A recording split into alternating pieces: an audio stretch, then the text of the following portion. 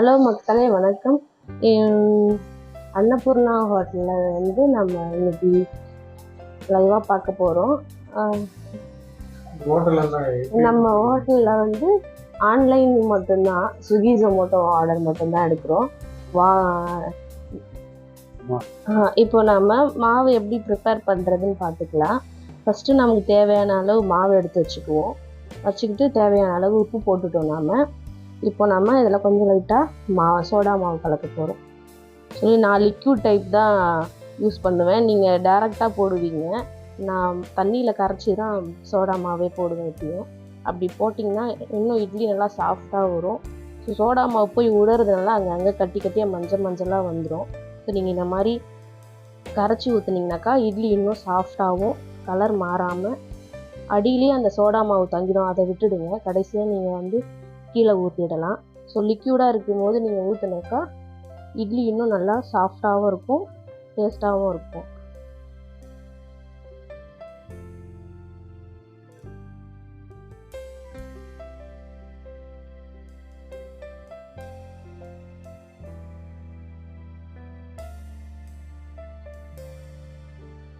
இன்றைக்கி நம்ம ஸ்ரீ அன்னபூர்ணா ஹோட்டல்லேருந்து பேசுகிறோம்.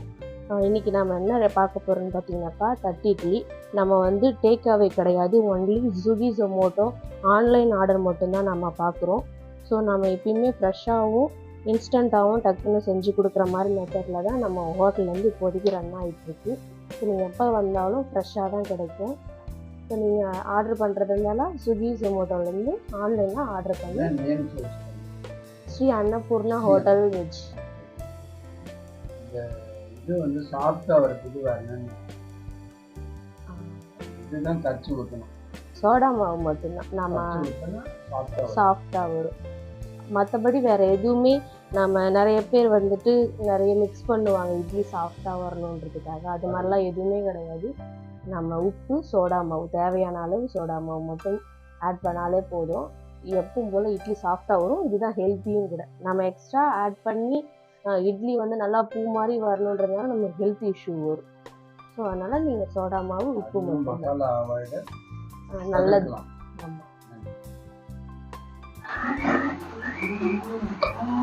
நம்மளோட இது தனி இது.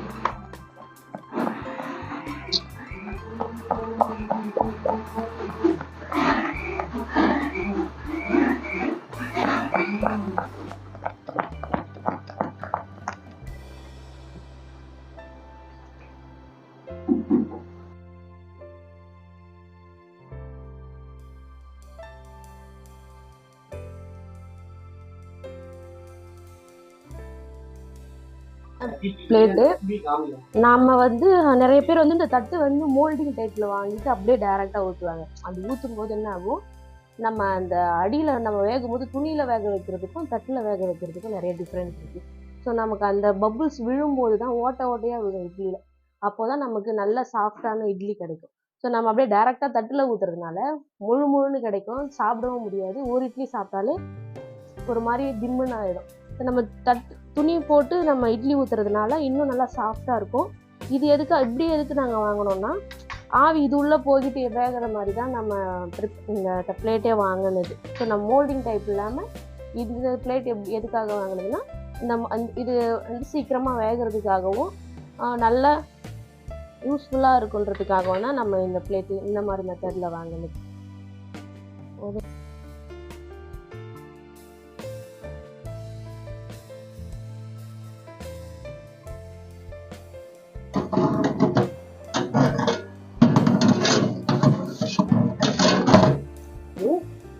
இதில் வர ஆவியில் வர தண்ணி எல்லாமே கீழே தட்டில் விழும் இட்லியில்.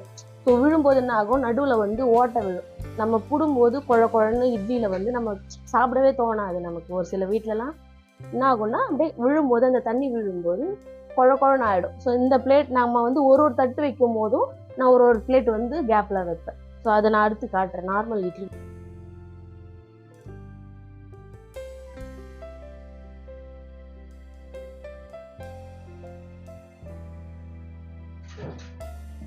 நீங்கள் அதேமாதிரி இட்லி ஊற்றும் போது எடுத்து இப்படிலாம் ஊற்றாதீங்க. இப்படிலாம் ஊற்றும் போது உங்களுக்கு என்ன ஆகும்னா, இந்த மாதிரி லேயராக விடும். நீங்கள் போடும்போது என்ன ஆகும்னா ஹார்டாக ஆகும்.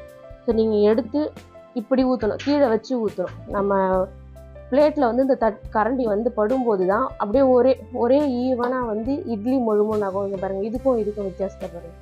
ஸோ அந்த மாதிரி லேயர் வராமல் இருக்கும்போது இட்லி இன்னும் நமக்கு சாஃப்டாக வரும். இங்கே வச்சிட்டாங்களா? இப்போ இதில் வந்து ஆமாம் எம்டி பிளேட் ஒன்று. இப்போ நான் அடுத்து மேலே ஒரு பிளேட் வைக்க போகிறேன். ஸோ அதுக்காக ஒரு எம்டி பிளேட். ஒரு சில இடத்துல அப்படியே நமக்கு ஒரு மாதிரி குழ குழன்னு இருக்கும் இட்லி. நம்ம எடுக்கும் போது முழுசாக கிடைக்கும். இது மாதிரி பிளேட்டு இடையில வைக்கிறதுனால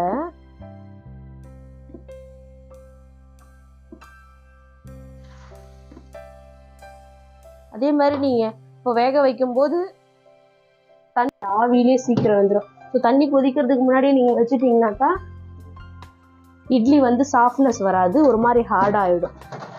ஸோ தண்ணி கொதிச்சதுக்கு அப்புறமா நீங்கள் வந்துட்டு இட்லி பிளேட்டை உள்ள மாவு ஊற்றி வைக்கணும்.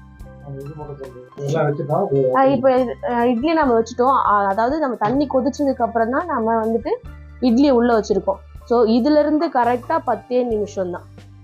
10 நிமிஷத்துல நல்லா ஃப்ரெஷ்ஷாகவும் சாஃப்டாகவும் இட்லி கண்டிப்பாக நமக்கு கிடைக்கும். இப்போ 10 நிமிஷம் ஆயிடுச்சு. இப்போ ஓப்பன் பண்ண போகிறோம்.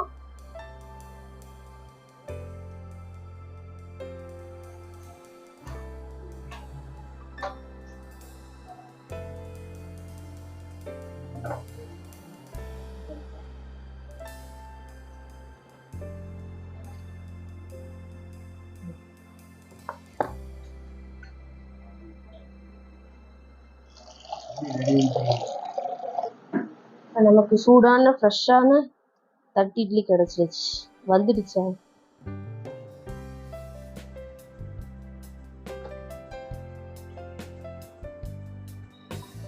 பிளேட்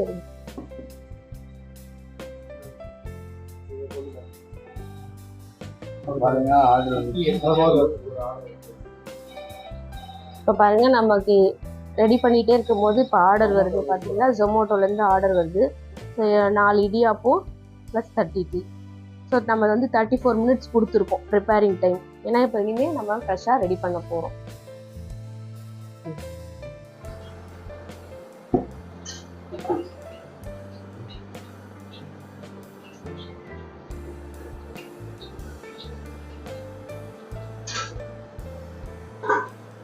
இது நமக்கு எப்படி வந்ததுன்னா, இப்போ முழுசாக இருக்குங்களா இட்லி, அந்த ஓட்டை எதுவுமே இல்லாமல். இதுக்காக தான் நம்ம அந்த கேப்பில் தட்டு வைக்கிறது பாருங்க.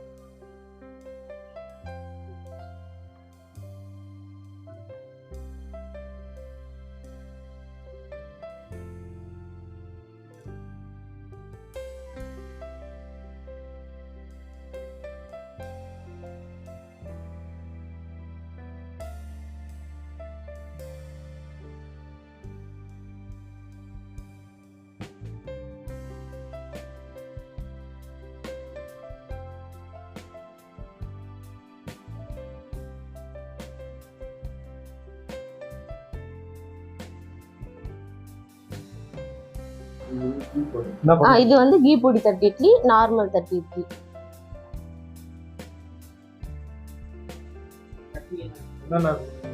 நம்ம கிட்ட வந்து 3 டைப்ஸ் சட்னி கொடுப்போம், பிளஸ் ஒரு சாம்பார், தக்காளி சட்னி, இது சன்னா மசாலா, சோளை பொரிக்கு நம்ம கொடுக்குறது. ஸோ நம்ம இட்லியில் சாப்பிடும்போது இன்னும் எக்ஸ்ட்ரா டேஸ்டாக இருக்கும். ப்ளஸ் நம்ம வந்து வேர்க்கடலை சட்னி கொடுக்குறோம். இது இல்லாமல் நமக்கு பிளேட்டில் இடம் இல்லை, வேர்க்கடலை தேங்காய் சட்னி இருக்குது, ஸ்பைசி சட்னி இருக்குது. நம்ம வந்து ஆக்சுவலி நம்ம போட்டிருக்கிறது 5 குழம்பு, அதாவது 3 சட்னி ப்ளஸ் ஒரு சாம்பார். நம்ம எக்ஸ்ட்ரா ஒரு சட்னி கொடுப்போம், அதாவது நம்ம 2 இட்லிக்கு 5 வகையான குழம்பு கொடுப்போம்.